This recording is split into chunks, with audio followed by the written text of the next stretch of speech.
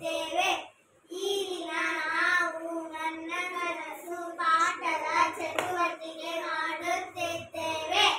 ನಾನು ಮೊಲ, ನಾನು ಮಾನವ, ನಾನು ಜಿಂಕೆ, ನಾನು ಕೋತಿ, ನಾನು ಕಾಗೆ, ನಾನು ಕೊಕ್ಕರೆ, ನಾನು ಮರ, ನಾನು ರಾಜು.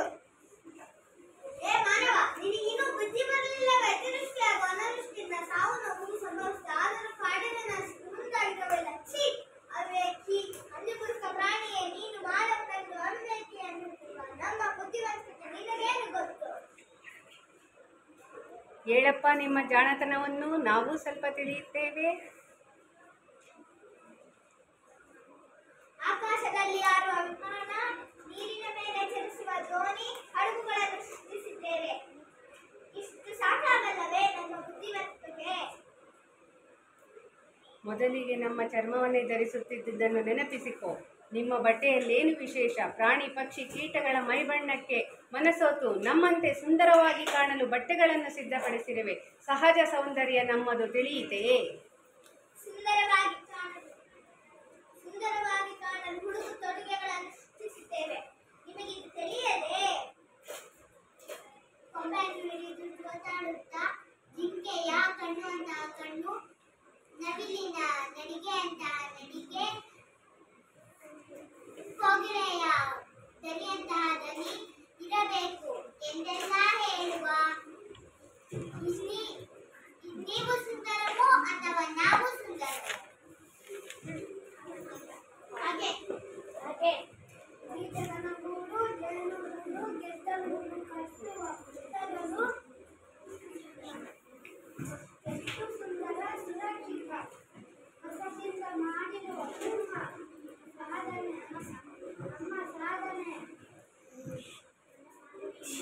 ನಮ್ಮ ಸಾಧನೆಯ ಮುಂದೆ ಪ್ರಕೃತಿಯ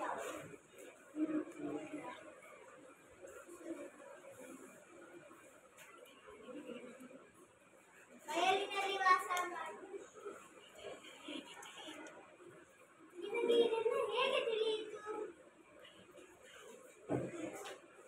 ನಮ್ಮಲ್ಲಿ ಕೆಲವರು ವರ್ಷದಲ್ಲಿ ಕೆಲವು ತಿಂಗಳು ದೇಶ ವಿದೇಶಗಳಿಗೆ ವಲಸೆ ಹೋಗುತ್ತವೆ. ಅಲ್ಲಿ ಗೆಳೆಯರೊಂದಿಗೆ ಚರ್ಚಿಸುತ್ತೇವೆ. ನಿನಗಿರುತ್ತಿಲ್ಲದೆ ಏ ಮಾನವ, ಕಾಡಿನ ಸಂರಕ್ಷಣೆಗೆ ಸಾಮರ್ಥ್ಯ ತಿಮ್ಮಕ್ಕನನ್ನು ನೋಡಿ ಕಲಿ. ಏಳು ಎಚ್ಚರಗಳು, ಸಮಯ ಮೀರುವ ಎಚ್ಚರಗಳು. ಸಮಯ ಮೀರುತ್ತಿದೆ, ಮುನ್ನ ಎದ್ದೇಳು. ರಾಜು ಮಲ್ಕು. ರಾಜು ಹೇಳು ಬೇಗ, ಶಾಲೆಗೆ ತಡವಾಗುತ್ತೆ.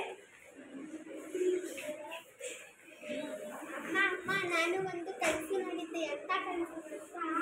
ಕಾಡಿನಲ್ಲಿ ಎಲ್ಲ ಪ್ರಾಣಿಗಳು ಮರಗಳು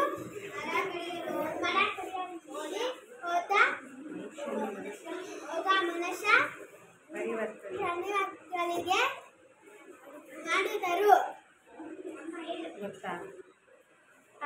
ಅದು ನಿಜವಾಗಲೇ ಒಳ್ಳೆಯ ಕನಸು. ರಾಜು, ನಿನ್ನೆ ರಾತ್ರಿ ನೀನು ಕಾಡಿನ ಕನಸು ಓದಿ ಮಲಗಿದಲ್ಲ, ಅದಕ್ಕೆ